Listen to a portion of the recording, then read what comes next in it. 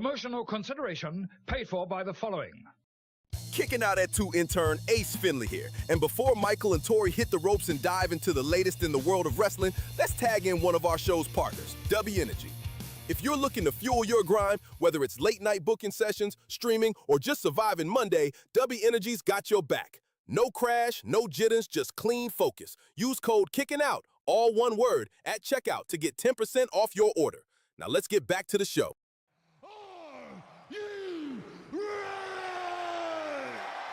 Together with pride worldwide. This is for the dreamers, rebels and crew, for the fans in the back and the diehards too. Break the chains, let the passion ring. We're calling out hate in the squared off ring. Kicking out at 2, where the love runs deep and the fight stays true. Kicking out at 2, no tribal lines, just respect me and you.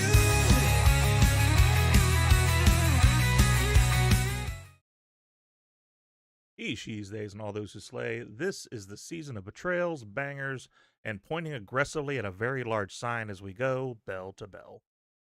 Welcome to Kicking Out 2. I'm Michael, and with me is the main character energy incarnate, the WrestleMania vibe check herself, Tori. Hey, Tori, how are you? You just sit around and think of these, and I'm just like, what? Yeah, it's fun. I did just notice that our title did not change, so give me just one quick programming moment. I want to change those real quick. But while I'm doing that, we just had the Royal Rumble and the Monday after the Royal Rumble. Oh, we already got people popping in. We got the Wrestling Divas podcast. Watched their show earlier today. Lots of fun.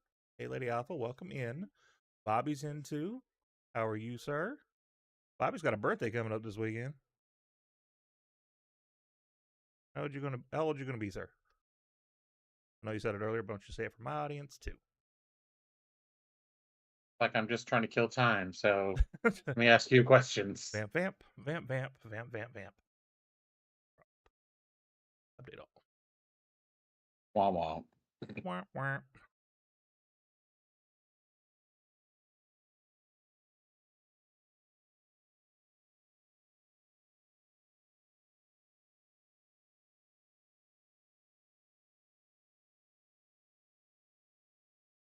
That's right, Stampede. The Royal Rumble Hangover Extravaganza. So let's talk about that before we get to the news. We had the Royal Rumble. I know you watched it live with me on Discord. By the way, any of you that want to watch PLEs or pay-per-views and don't have the ability to, or you just want to hang with us, definitely come over and watch our Discord. That way you can watch the pay-per-view with us, have a little fun and hang out. Hey, guest Sue. Kai, how you doing tonight? We 25 years old. It's all downhill from here, sir. It's all downhill. Just kidding. Hope you have a great birthday. Writing invites. That's a lot of fun. He's half my age. I'm just gonna go. All right, so Royal Rumble happened. There was only 4 matches, so it shouldn't take very long for us to talk about it. Doing all right, babe. Hope you're doing good today. First match of the night, we had the women's Royal Rumble match, won by the incomparable Liv Morgan, shortly after throwing out her best friend, former tag team partner Raquel. One thing I did notice about it that I do want to note, though, I don't know if you noticed this, but there was a moment where Natty clotheslined the shit out of Rhea, and Liv looked offended and immediately attacked Natty.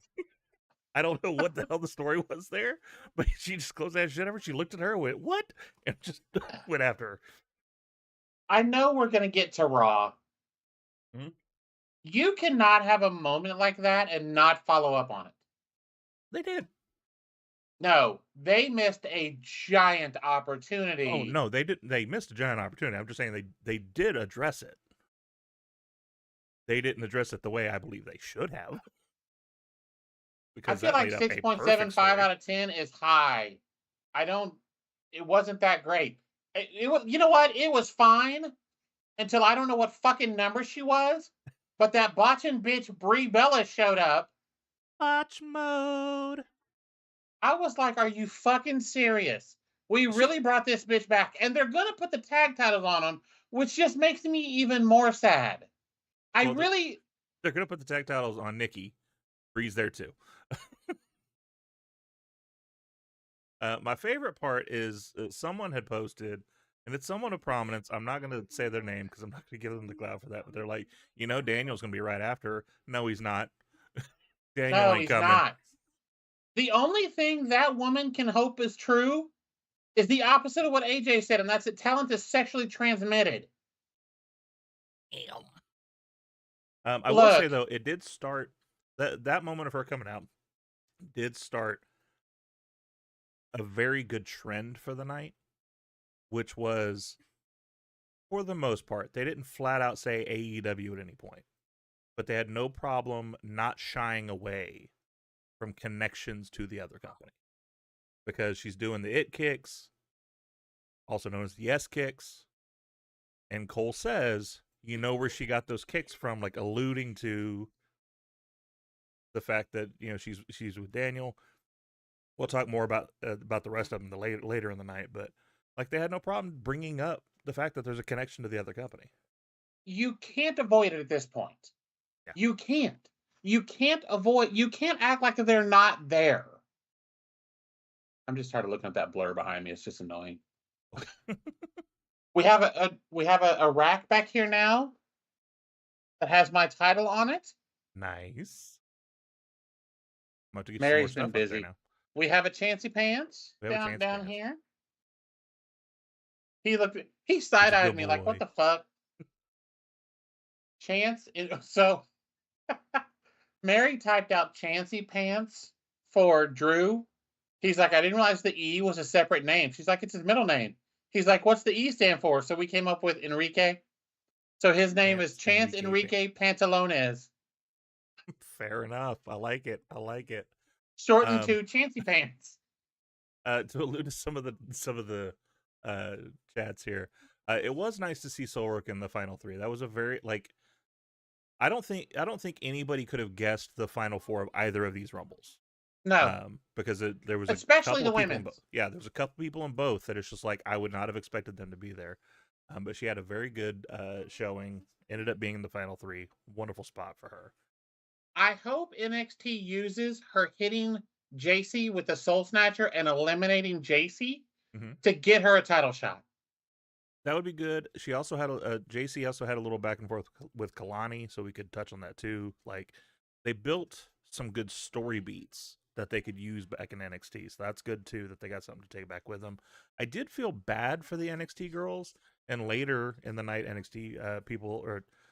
No, there was no real NXT in the men's, was there? It was just the crossover people. Former NXT. Yeah. But my issue with the night is that I don't think they booked it right for Saudi. As we know from the first event that they have over there, that when they wanted Yokozuna, even though he had been dead for like 10 years, they're not really up on new things of the product. So I wouldn't have booked as much young talent for this as they did, because they're not going to get the clout that you want out of that. Let's be clear. I wouldn't have booked shit in Saudi to begin with, but that's a different conversation. That is a different conversation. You're not wrong, though, because they didn't know who Oba was. They kind of knew who Javon was. They kind of knew who Trick was. Yeah. And like a couple of those got some good pops, too. Like Trick got a good pop, but Trick is an entrance. Oba got a bit of a pop because Oba is a presence. But like when JC came out, I didn't hear a lot. When Lash first came out, I didn't hear a lot. Now, once she got in there and started wrecking shop, I started hearing more crowd because she did a damn good job. I will say this. Javon, Oba, Trick, JC, and Lash are future WrestleMania main eventers. Oh, yeah, for sure. I'm not ready to put Soul up there yet. I feel like there's still something missing with Soul. Like, she's great in the ring. There's still a little bit character-wise that I think is missing. Yeah, I just don't... I'm not ready to put her there, But other than that, the NXT/NXT adjacent talent all look like stars. I did not get a chance to go back and rewatch them. Yeah, the audience was. Yeah, the audience was rough. The lighting in that. First of all, they built that stadium in a month. Yeah. Whose idea were those lights? Because they should be punched in the face. Yeah, that was weird to me too. Because at first I thought it was just empty seats. Then I looked and I'm like, no, they took an entire row of seats out for lights. No, they had those they had little what basically were a pole with a square light on it, all up the rows. Well, they did that too, but if you looked, so entryway, but across the entryway, so on the other side, there were rows taken out that were just like LED lights. And it's like, why are you taking away seating for this? I get it. There was only like just over, I think, 25,000 in that arena, but they're not getting paid for the gate. That's not where they're getting that money from. So I'm not too worried about that. Show up. But it could have looked so much fuller if you would have pushed everybody forward and not done all that lighting in those extra spots. So that was a little weird.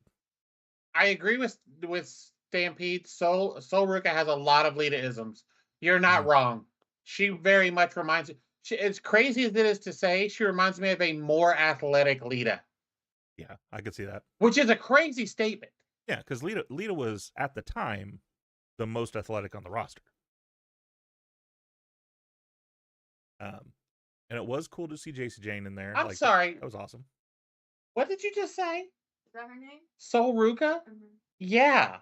Sol you know who Ruka. she is? Yeah. Why do you know who she is, Grace? Cute. Did she say because she's cute? Oh, she just said. I love cute blondes was her response. Yeah.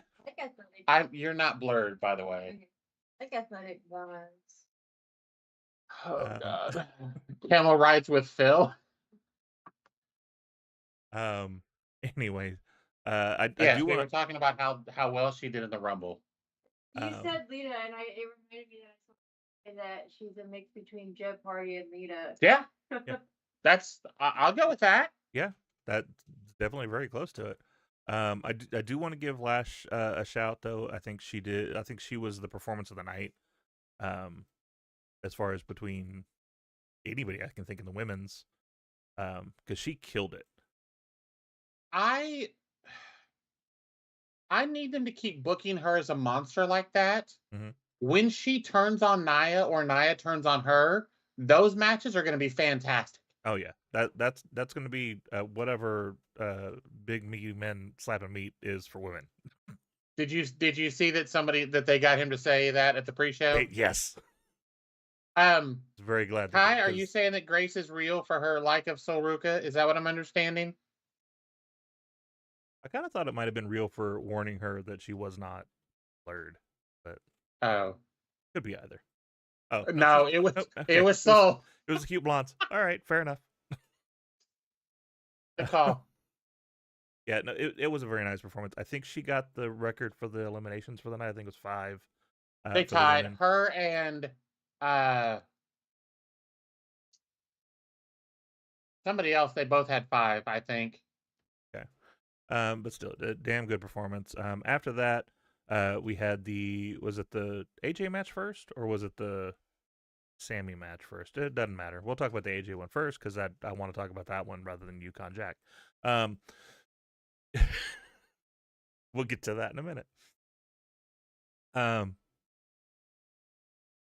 think obviously this didn't end the way any of us wanted it to, but it's the way we all expected it to, because you put it on the line. We know he was retiring this year.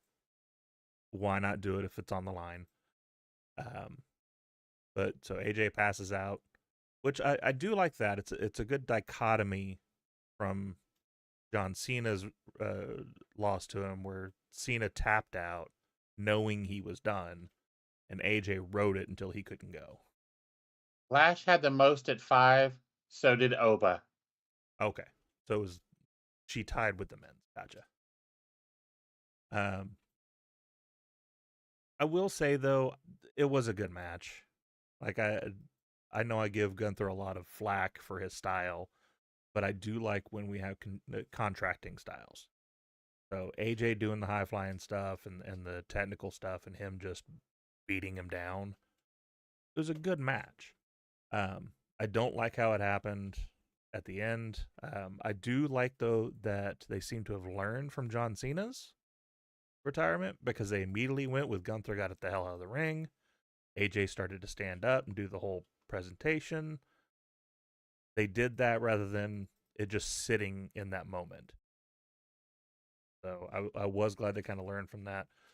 But AJ looks like he's going to lay the gloves down the ring, decides he's not going to do that, puts them back on, goes all four sides with the little symbol. Of course, a lot of people are saying that means that he's not done yet. Of course, WWE went immediately into like cover your ass mode. They had two different correspondents on the after show, plus Triple H saying, "Well, he told us he's done. That's what he said. He said he's done. So he lost. He's not going to have another match. So that way, if he has him another match later, they can have plausible deniability of, well, he told us that he was not going to wrestle." He told y'all that because you weren't going to give him a proper farewell tour like you gave Cena? According to him, though, he didn't want it. He didn't want it there. Well, no, that I can agree with. He didn't want the big pomp and circumstance, which... The problem with him having it there, Cena's gone. Mm-hmm. Hey, Christy. Hey, welcome in. There's not a lot of other people that AJ had extensive feuds with other than John. Yeah, I mean, we could do John. We did Shinsuke. We could do Finn. You could bring Omos in for a thing, because him and Omos had that tag team thing for a while and never really paid off them splitting. Right. What is that going to do for anybody? I mean, the people in the stands are going to get a nap, but otherwise, what is it going to do for them? Yeah. I still think like that AEW may not be somewhere he goes. Because I think maybe the conversation was like, hey, I still want to do a little bit of a tour after this. New Japan could be on the table. TNA obviously could be on the table. Depending on how much he wants to not burn that WWE bridge would show whether he wants to go over there or not. I look at it this way. If he decides to go do a couple of matches in AEW, I don't think he signs a long-term deal. I think he shows up. It'll be per diem. I think he shows up, has a few matches with certain people. He may even pull Danielson out for a match if Danielson's healthy. Yeah. But there's him and Omega. Give me that. Mm-hmm. Because isn't there history there? Yeah. Him and the Bucks. There's history. So go get the Good Brothers. Give me AJ and the Good Brothers against Omega and the Bucks. That match would be amazing. I'm with you on that. I'd love to see him go there for a couple of matches. 100% Stampede. That's what I think he does. I think he shows up in AEW for like 2 matches. Yeah. Well, couple shows, 2 matches. He is a guaranteed Hall of Famer. For sure. The WWE can't. If they don't put him in, give me Ospreay and Styles. Give me Swerve and Styles. Mm-hmm. Give me Hangman and Styles. Like I could run. Give me MJF and Styles. Mm-hmm. Because MJF's gonna sell like a beast for him. Yeah. The thing that I actually think as well though is because of some things we've seen recently, I think there is less of a fight between the two companies at this point. Because we've seen people that have just finished immediately go over. And they worked out the deal with Andrade. And so I think there's a more cooperation there. They're not going to do like booked shows together. But no. I think it's more the understand. To me, it's the understanding of we're not the only game in town anymore. Either one of those matches, I am 100% here for. Oh my fucking God. I will tell you the one match I don't want. I don't want Okada anywhere near AJ Styles. Ooh. I want Okada and Styles if Okada's the last match that Styles has. And the story is, you need to turn back to fucking Okada. Stop this bullshit you're doing. Bitch. I want the dude that ran New Japan while I was there. Okay, I could do that. Because, yeah, if it's just this bitch guy, I don't want that. I don't. That's a lazy-ass match. I mean, yeah, because it's just that handful of people that we said. There's not really a lot of people that they could hand AJ Styles and call it good.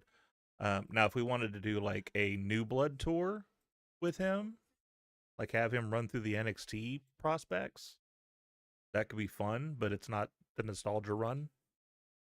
But yeah, as far as like good now performers, AEW would be the place to have a lot of those matches. Here's the problem. So I just Googled AJ Styles feuds in WWE. 4 names came up. Shin, which we already did. Yep. Gunther, which we just finished. Jericho and Edge. Well, guess where you can get 2 of those? Yeah. If you're going to give me Chris Jericho, AJ Styles, bring Jericho back. Bring him back right fucking now. Oh, I don't want the match, though. I do. I think we get a different Chris Jericho. With AJ? Give me AJ Leon Slater. I'm with that one, Bobby.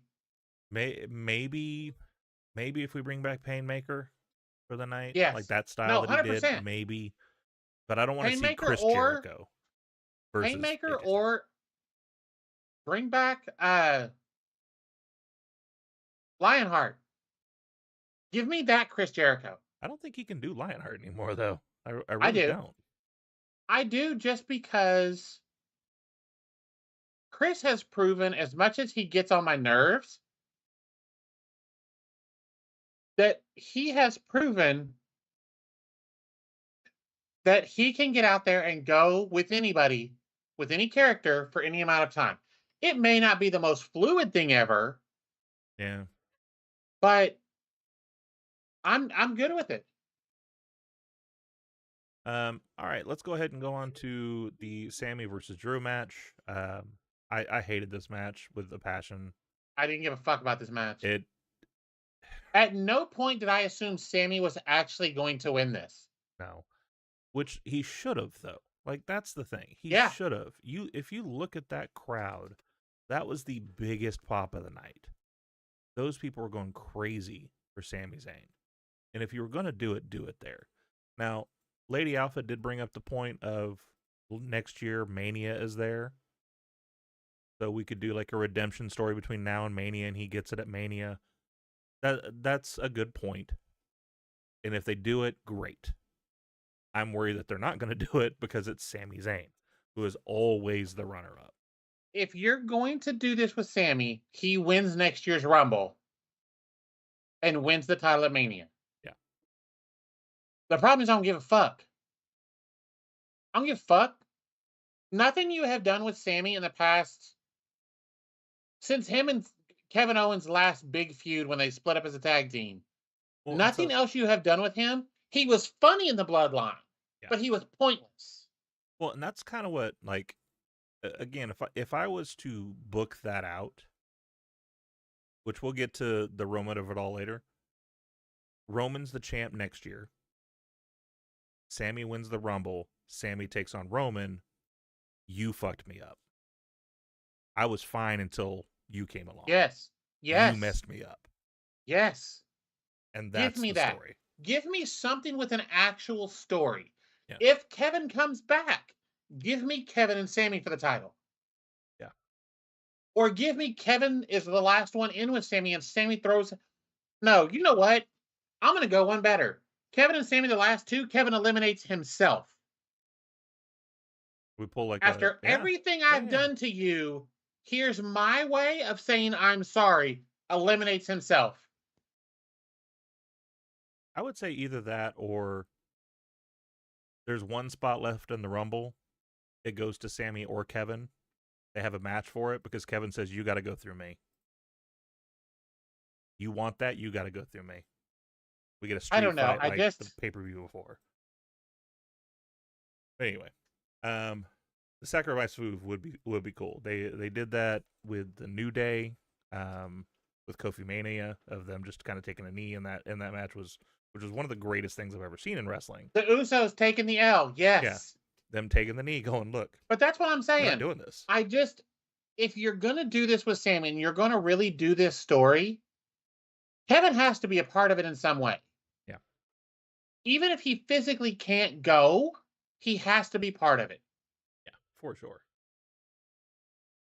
I need somebody to write it down so if this happens, I called it first. I'll make sure this clips out. That way we can make sure we see that there. But yeah, so like I didn't care for the match. Sammy got a flurry of an offense at the very beginning, and then he did a move that hurt his back on the outside, and you knew at that point, Sammy's out of this match now. Because then we just worked on him the rest of the night, finished him off. Unfortunately, I don't want to say unfortunately, because Drew needs the championship at this point, but I do think Sammy should have won it there.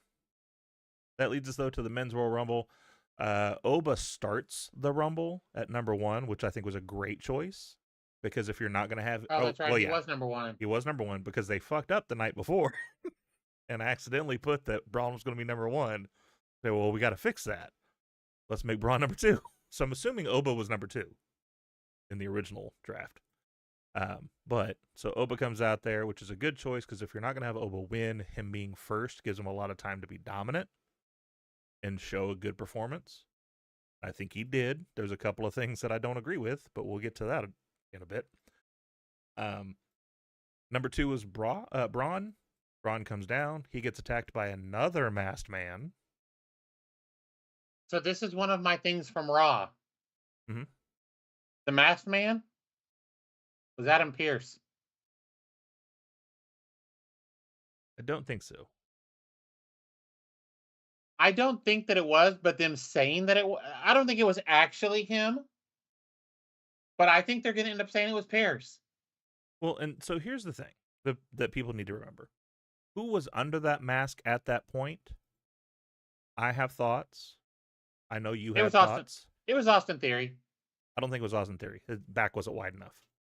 It was taller and lankier. I think it was Logan. Plus just the awkward way he looked and some of the stuff he was doing just seemed like Logan. At one point you thought it was Finn. I think Finn was a good choice of who it might have been. Which all the people are like, but he has a tattoo on his hand. Makeup. As we know from the Orange Palpatine himself, you can put makeup on your hand. As long as it blends in. If it doesn't blend, then that's a problem. But the tangerine tyrant. But like they could have covered some of the stuff up. I was taken aback though that if you look at the mask, they sewed on eyebrows. I don't know why that was a thing. Batman had sewed on nipples. Are we really getting picky? But it couldn't have been Jake Paul. His mouth wasn't busted sideways, so it couldn't have been him. Well, that and I think shorter and stockier too. Like he's as much as I don't like the man, he's a buff little dude. But again, who it might be, because the reason I bring that up is we had 2 people under the mask before Theory unmasked himself, and both of them were different people. We had confirmations of that if other people were under that mask, and that's to keep it from being known who it is. So obviously we'll find out who it is. I think any of the options that I've seen, Logan being the guy, that's a good story. No, it's not. That's a horrible story. It is if you look at what happened when they found out all 4 of them were going to be in the Rumble. The first one to rah and be like, yeah, let's get Braun that title was Logan. He was the first one. Little Jimmy. It was little Jimmy, yeah. It's going to come out that it was R-Truth. Yeah. Trizzle. No, yes. You got him. Holy crap. Right? Welcome in the princess herself. Or I don't. I'm scatterbrained now. I don't know what to say. Yeah. No. So we got that. We got Finn. You and I talked about Finn, which I've seen people say, well, Finn doesn't make sense. Yeah, it does, because it was full. The Rumble was full after they added 4 people to it. So that is a decent story. I saw some people say JD for the same reason. JD comes in and did it for Finn because Finn couldn't be in the Rumble. I've seen Jake Paul, because we've heard that Jake Paul wants to come in and do some stuff with Logan, probably because he got his jaw knocked to the other side of his body. Probably wants to get away from the real boxing stuff. But any of those, it could be Hobbs, Royce. It could be Royce. No, but it could Well be done, any of those. Stampede. We'll have to see when they unmask. I do think, regardless of who it is, if it is someone Vision adjacent, it's because of Seth. It's because of the whole thing, the doing the stomp again and all that. It was Jelly Roll. This is going to be the rest of the show. It's just going to keep being random. It was Bad Bunny. Well, and that's what we were just saying, Jess, is that like whoever was under the mask, because we had the mask thing with Theory joining the Vision, and it was 2 different people under the mask. It never was Theory. So they could have just had someone else under the mask and then say it's someone else later. So we'll see who it ends up being. Could be a lot of fun. It could be trash too. We could get another, it was me, Austin all along.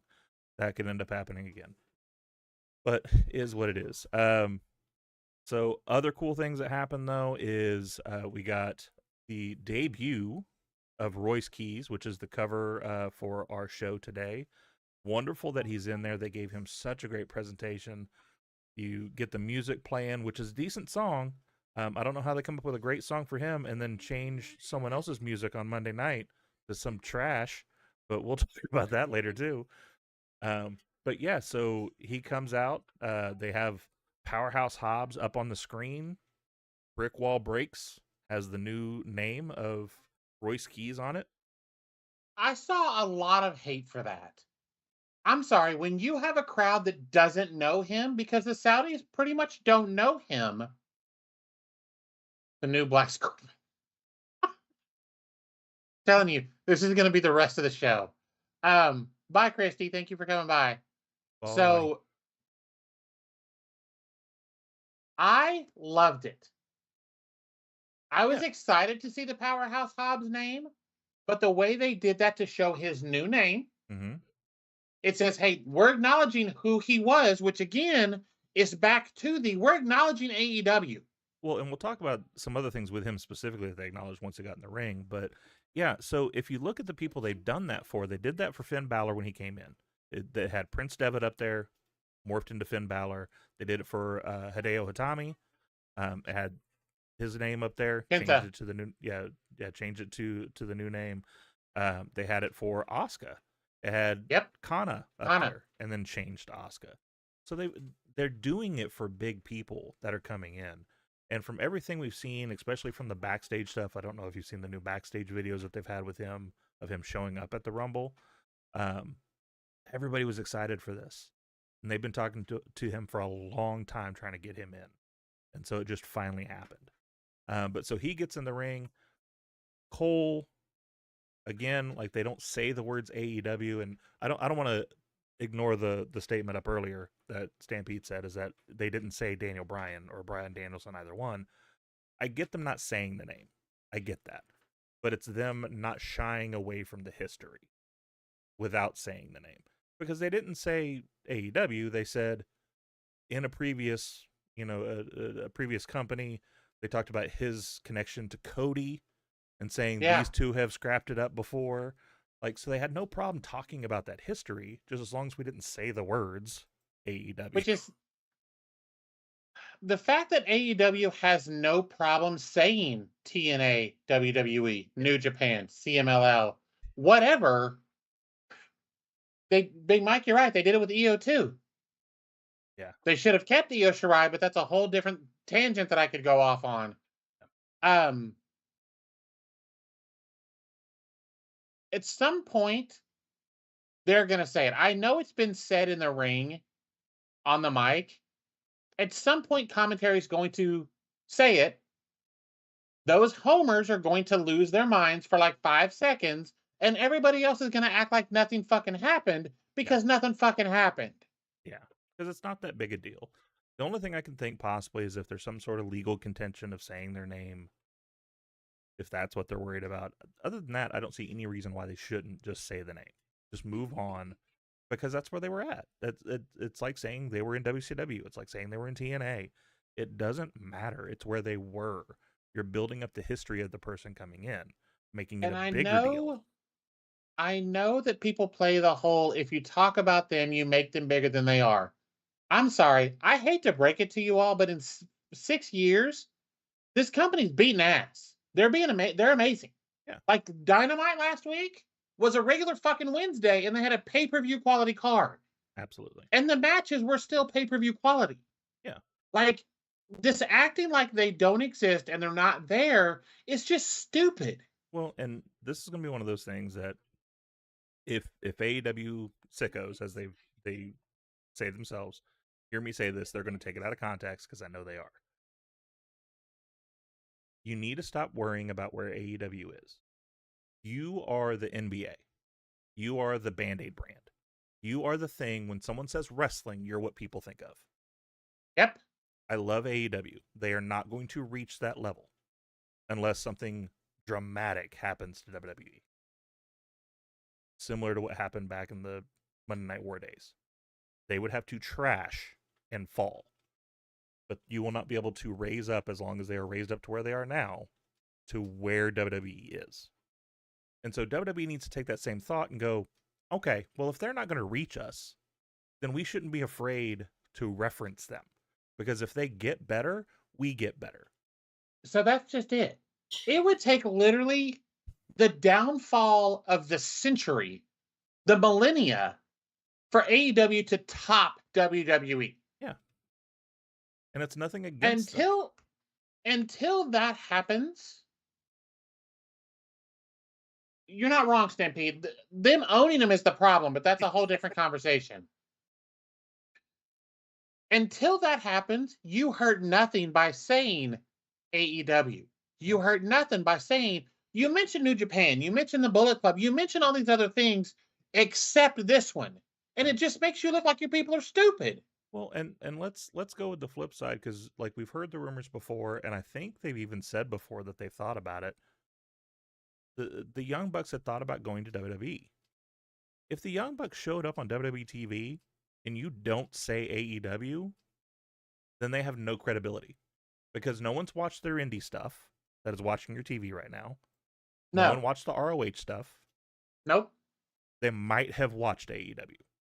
So they might have watched New Japan. Yeah. So saying they're from these two places, give them that credibility for the people on your TV that only watch your stuff. You can say look, if I'm WWE, they started another company, but look where they're at. Yeah. They started AEW, they jumped ship. They talked about Cody being an EVP. Yeah. They just didn't mention AEW by name. Right. Why?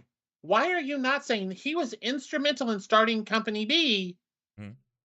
Which he's but now more he's about here. now. But then we're also talking like pre-Triple H, post-Triple H. Right. Now on interviews, he's saying, I started this company. I was part of that. He's doing all that now. Maybe if Tripp was in place at the time, maybe he would have said it. I don't know. But yeah, they talked about it for a split second and moved on. They were done.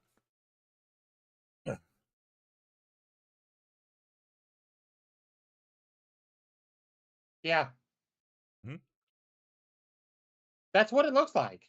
I know y'all are mad that the Outrunners are the best tag team even in WWE right now, but I don't think there is anything legal, though.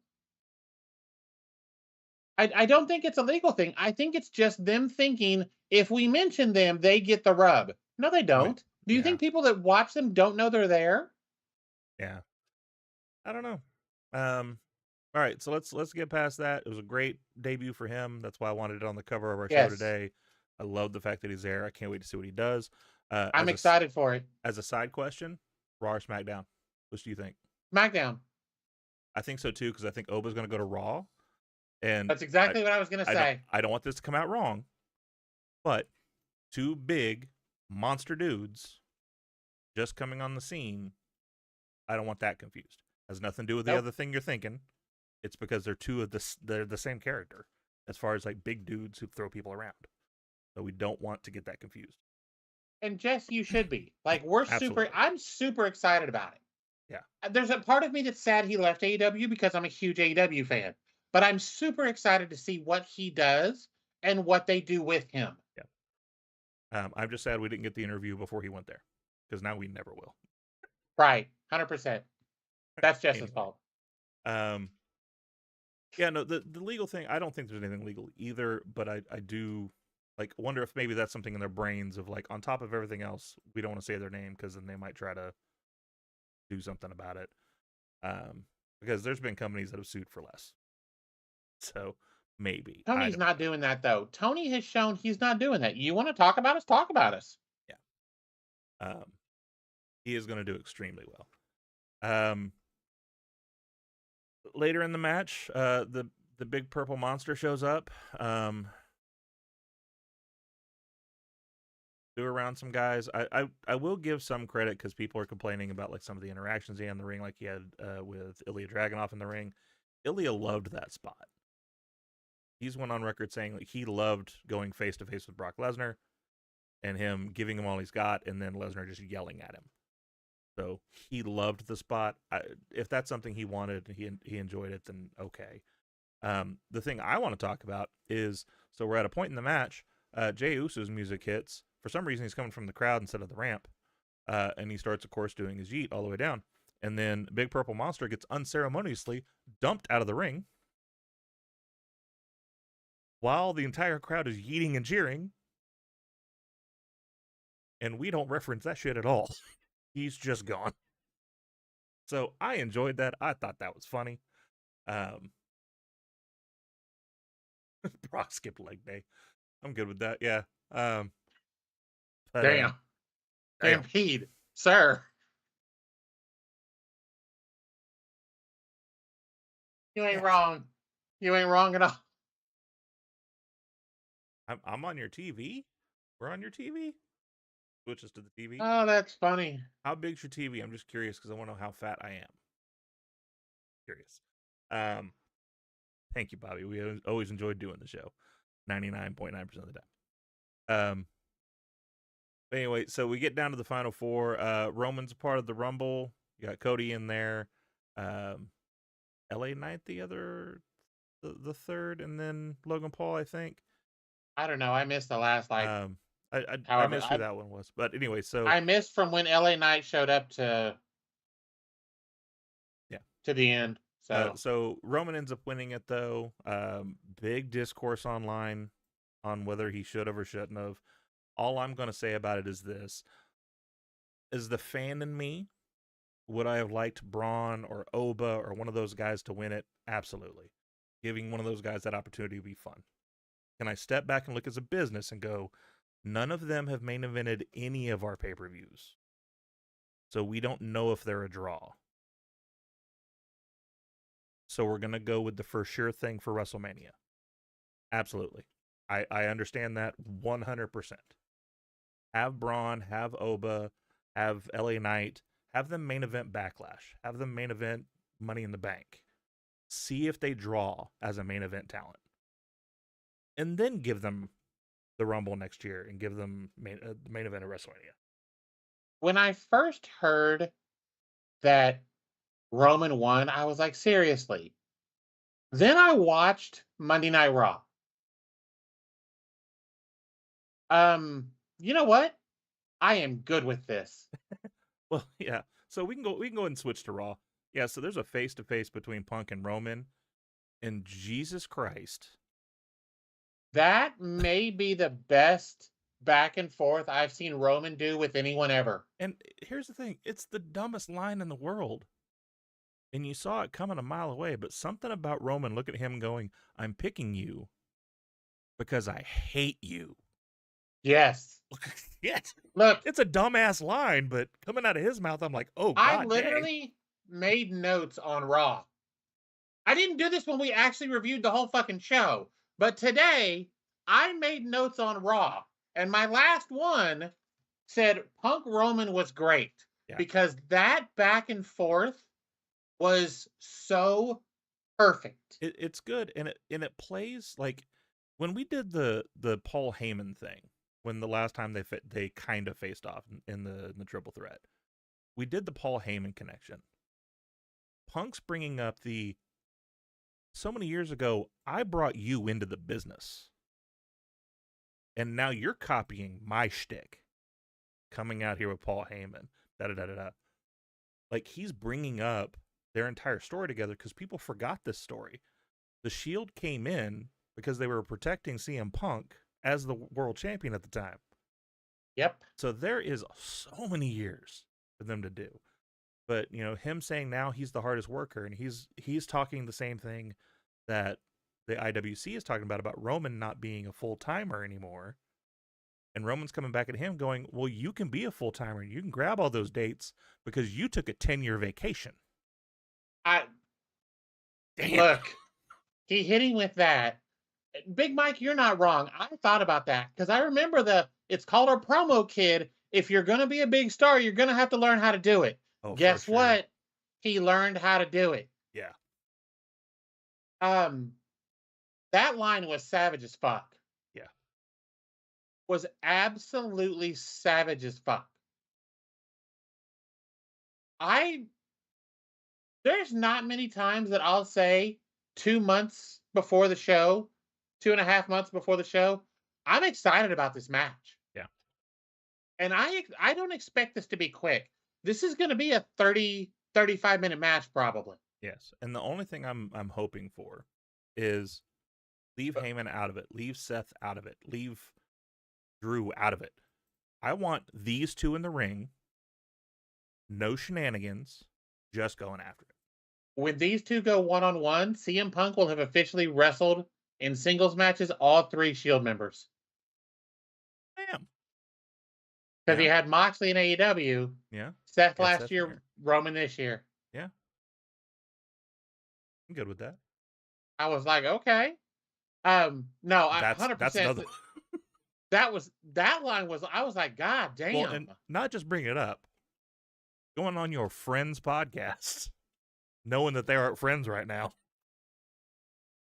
Jesus, they were going savage. Me too, Bobby. Me too. I'm interested and scared. See, other things that happened on Raw. They changed Stephanie Vicarious' music. She's even went on Chris Van Vliet saying how much she loved her music and she didn't want to change it when she debuted. Who? Stephanie Vicarious. Oh. They changed her music. She got Def Rebelled. No, she didn't. She got murdered. Yeah. Because this is going to kill her entire momentum. Yeah. I keep forgetting his legal name because that's what he goes by now. Ice Cube's kid. You remember the name? Ice Cube's kid. Ice Cube's kid. Remember his name? Oh, Shane Jackson Jr. There you go. Thank you. He said something about that on a tweet. He was talking Ice about how do you lose all of her aura? That's it. You give her what was it? It was like Hard Rock number 4 as her entrance music because that's kind of what it was. There was nothing special about that music. So horrible fact that they changed it, especially because her saying how much she loved that music. She begged Sean when she debuted for them not to change it, and he got that worked out. I don't know why we decided to change it now. She's already debuted. She's been on a world champ for a while. Why did we make that change? That's dumb. So we had the street fight between them. This is where I think, yes, they did address it. So Liv Morgan addressed in an interview that night about her dumping Raquel. Raquel came in the ring and was like, "Hey, what'd you do that for?" And there was obviously still a little bit of tension. They kind of brushed it under the table, but Raquel still said, "You know what though? Stay back there. I don't need you. Liv and Roxy both come out. They kind of ended up costing her the title. So we'll see where that goes. But this is where it's dumb because that story wrote itself. Raquel wins that title and Evolution, Batista, Triple H, in the ring together. 2 contracts in the hand. Which one are you going to do? Like, it wrote itself. It was right there in front of you. And maybe they'll go back to it before we get there.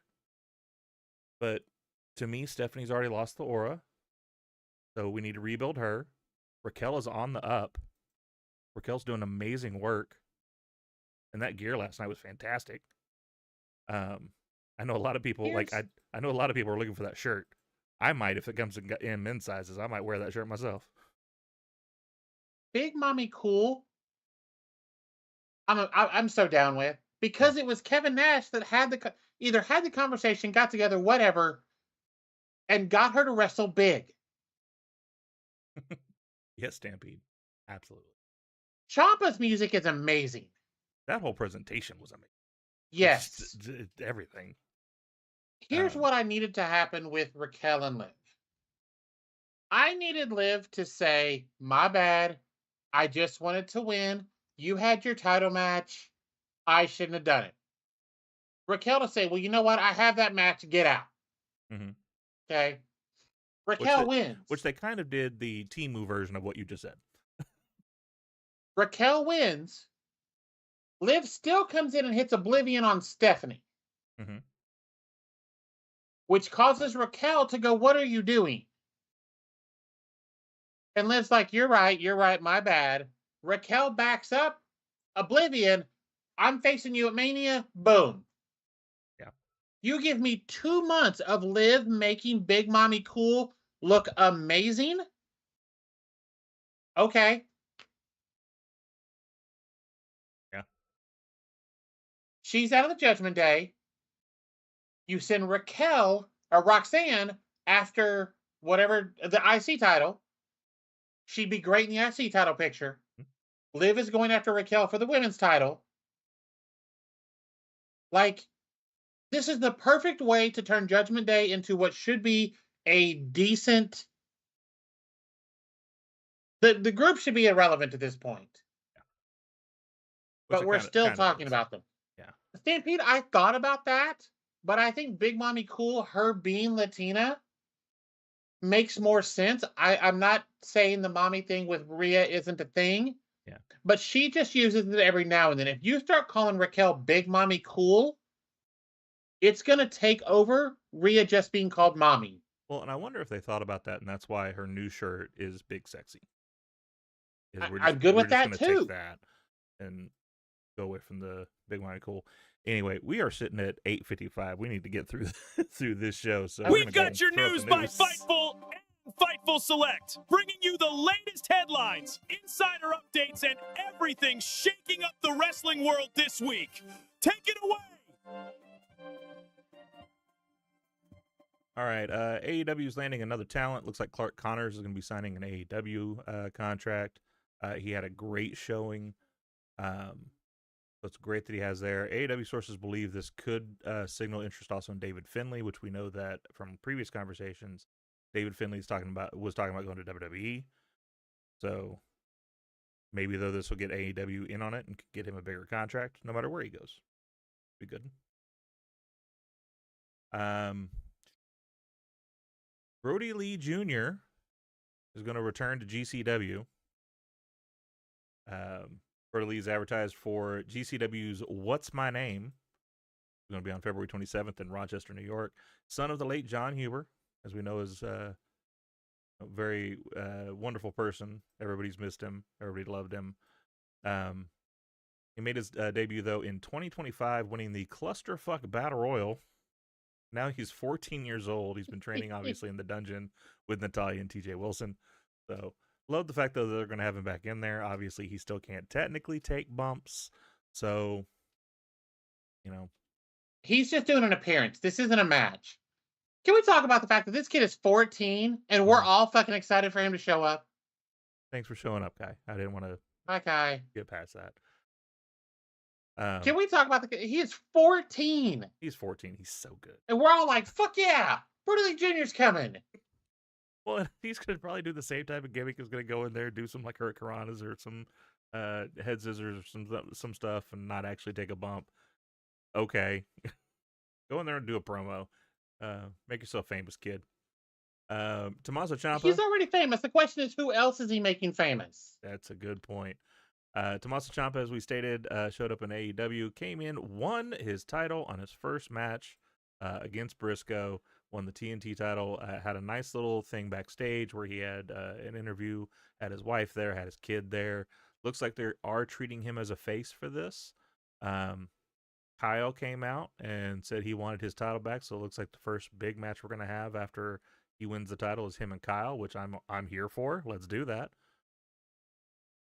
I do want to talk one more time about Royce Keys, also known as Powerhouse Hobbs, coming in. The contention about his name, people are still confused. So he picked that name himself. Royce is the name of his youngest son. Keys was the maiden name of his late mother. So he picked his name. That's why he's being named that.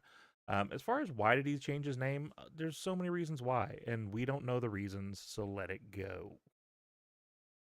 I don't think the name change is going to be any problem.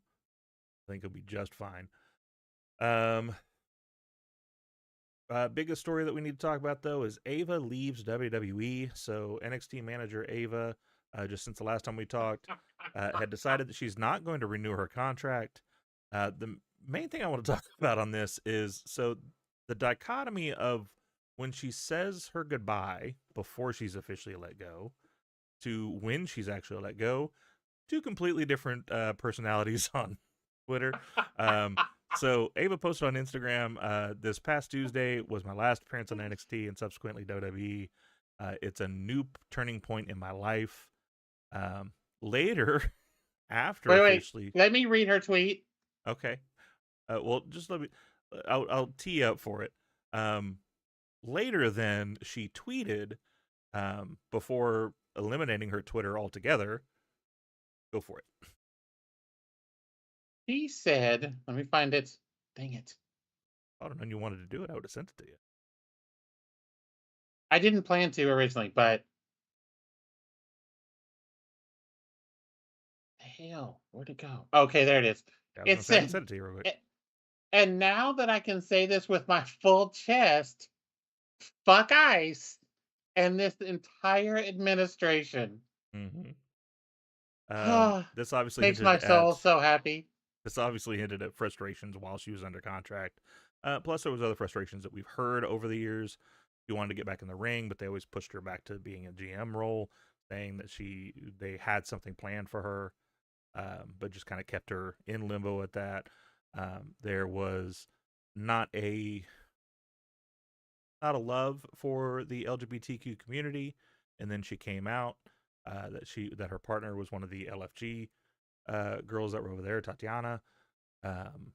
After that, really, yeah, I didn't know that. Yeah, that came out. I think it was a tweet from Rock, if I remember right.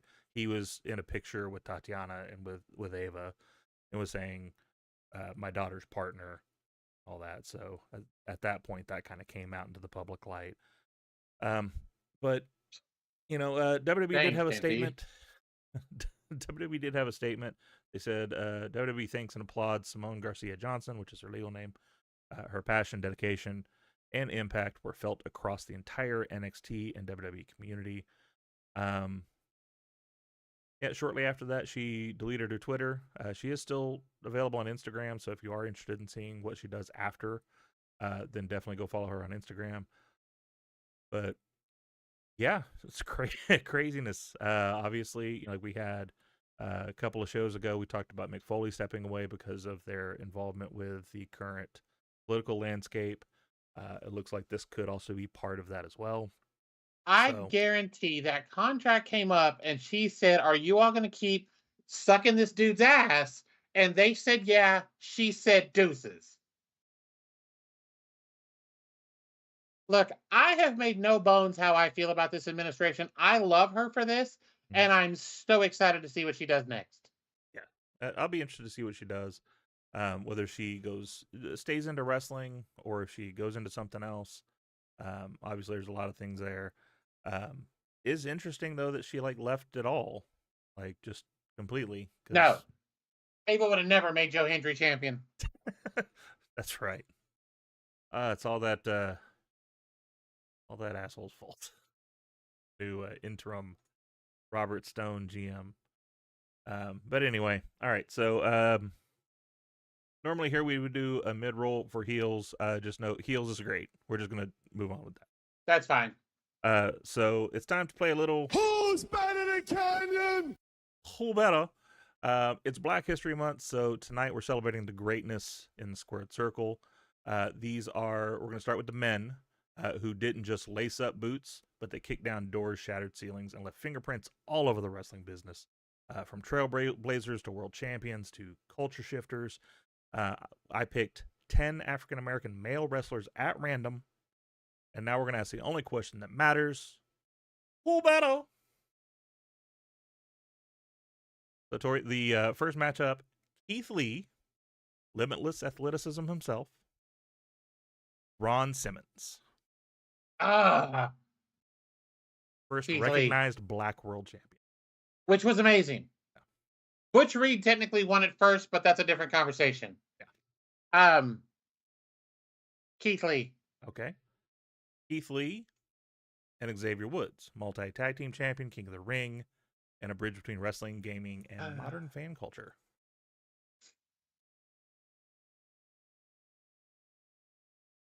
Keith Lee. Okay.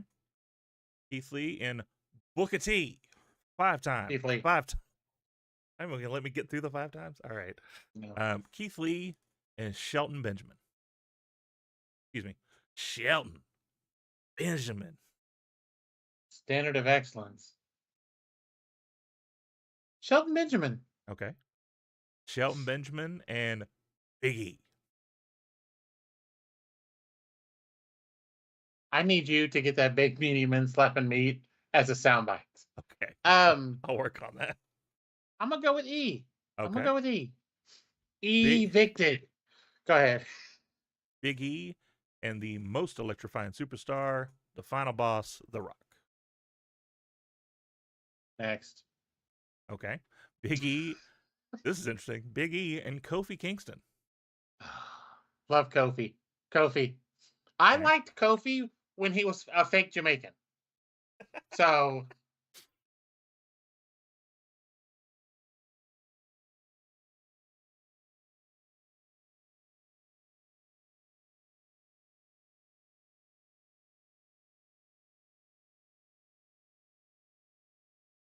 Give me just a second. We're going to have a little technical swap here.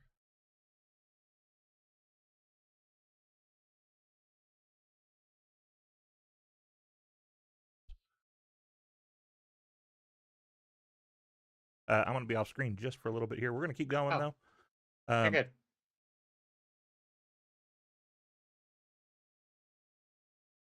Okay.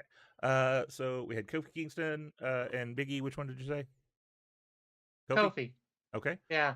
Kofi Kingston, the world's strongest man, Mark Henry. Kofi. Even though the world's strongest man's fake retirement was one of the greatest things ever. I can come back for the time being. All right. Okay. Kofi Kingston.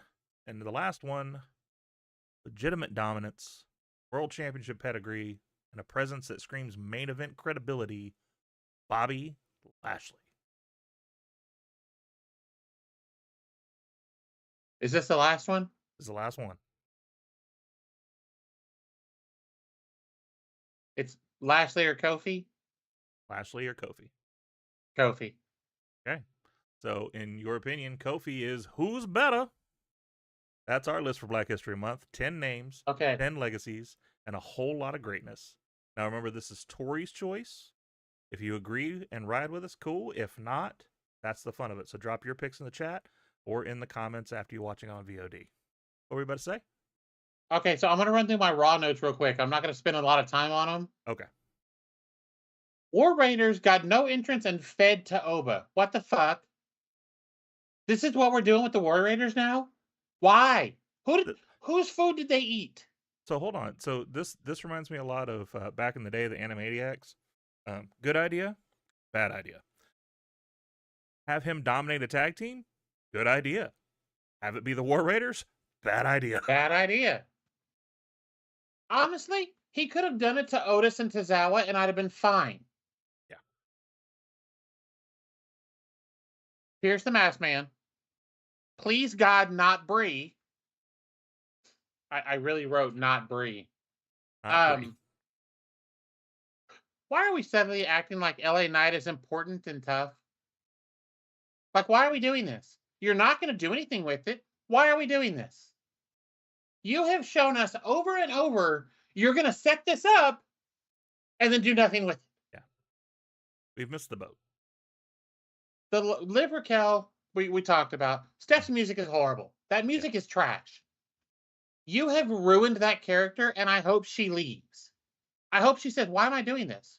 You fucked me right there. I'm done. And not even like a good way. You didn't pay me, take me to dinner, nothing. You just fucked me. Yeah. We missed on Raquel. We talked about that. Mm-hmm. The difference in the Philly reaction to Roman compared from now to the Rumble whenever he lost or he won the Rumble and they had to send The Rock out there and he referenced it.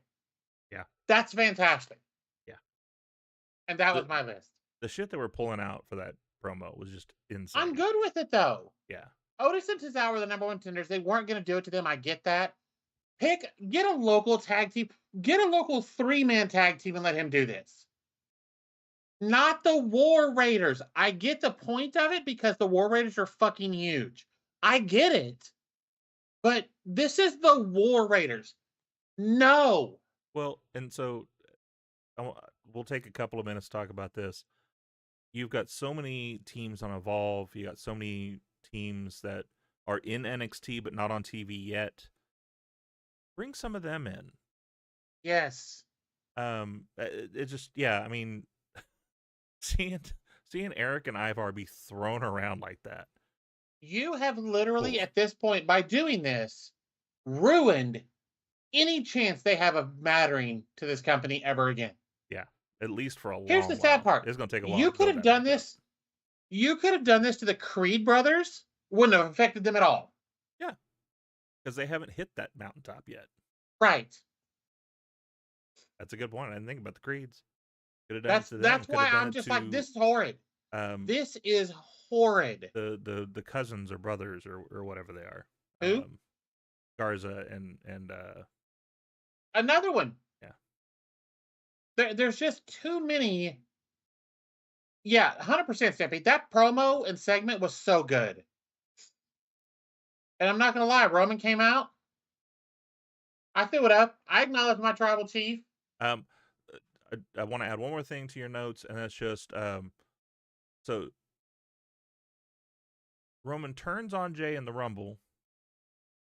He's the whole reason why Jey was like useless for a while. And yet the first thing he does is come out and acknowledge his tribal chief for winning the Royal Rumble. What? all Big of Mike, that, you're not wrong. all of that story is just negated now. The entire story of him getting out from under Roman and all of that. Now we're just back to he's our tribal chief. I don't, you know what? I'm gonna hot take this. I don't care about the Usos anymore. I don't at the moment, because like Jimmy's just been gone, which I like. He's got stuff to do. Like I'm not saying. I really think he's gone because of something going on with Naomi, and I'm fine with that. Yeah. If that's the case, either just take the titles, or when he comes back, you need to drop them. Yeah. I thought in my head a story because like I mean I think we all know that the eventuality is that Jay's going to snap, right? Like that's kind of where they're going with this, is eventually Jay's going to snap and Jay's going to turn. If that's the case, this is the perfect opportunity to do it. Jimmy's missing. Jimmy's paying attention to his wife. He's not dealing with his obligations as his tag team partner. So the match that comes up next week with Tozawa and Otis, have Jimmy not show up.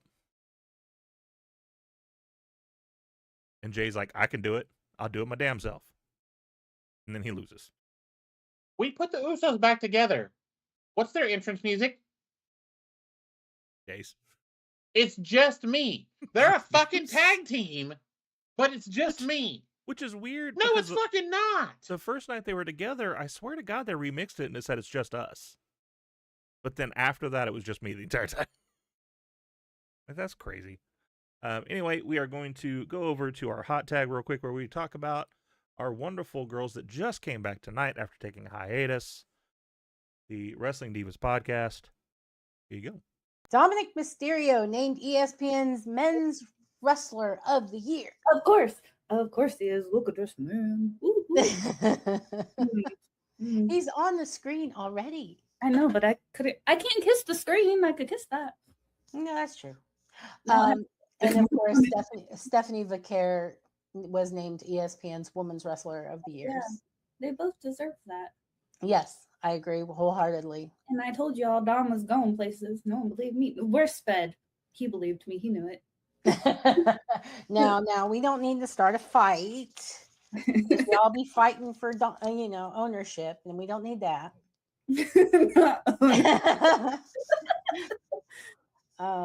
Okay. Third installment of Scuttlebutt. This is not really Scuttlebutt. There has not been any real news to discuss that I've seen. True. So I'm just, like I said, I just grabbed a bunch that tickled me and decided to share. Just look at that man. Ugh. And congratulations to Miss Maxine Dupree and Mr. Cam Hendricks, who tied the knot, I think, on New Year's Day. Who's better than Canyon?